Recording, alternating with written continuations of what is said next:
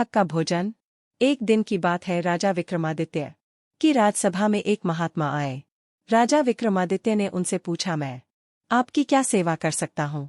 महात्मा ने कहा, मुझे भूख लगी है, कृपया भोजन दे दीजिए। राजा विक्रमादित्य ने महात्मा जी को भोजन कराने का आदेश दे दिया। जब भोजन सामने आया तो संत ने रोटी देखकर राजा विक्रमादित्य से कहा, राजन, आपने जो भोजन इस थाल में रखा है वह हक का तो है ना? हक यानी अधिकार। ये बात सुनकर विक्रमादित्य चौंक गए कि ये हक का भोजन क्या होता है। राजा विक्रमादित्य ने कहा, आप बताइए, मैंने तो पहली बार सुना है कि हक का भी भोजन होता है। संत ने कहा, गांव में जाइए और वहां आपको एक बूढ़ा व्यक्ति मिलेगा, उससे पूछिएगा। जब राजा विक्रमादित्य बताए गए पते पर पहुंचे तो वहां एक जुलाहा सूत काट रहा था। राजा विक्रमादित्य ने उस बूढ़े जुलाहे से पूछा, ये हक का भोजन किसे कहते हैं? उस बूढ़े ने कहा, आज मेरी इस पत्तल में जो भोजन है उसमें आधा हक का है और आधा बेहक का है।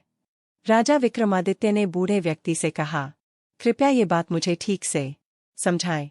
बूढ़े ने कहा, एक दिन में सूत काट रहा था और अंधेरा हो गया तो मैंने एक दीपक जलाया और मैं अपना काम करने लगा। उस समय मेरे घर के पास से एक जुलूस निकला। जुलूस में शामिल लोगों के हाथ में मशालें थीं।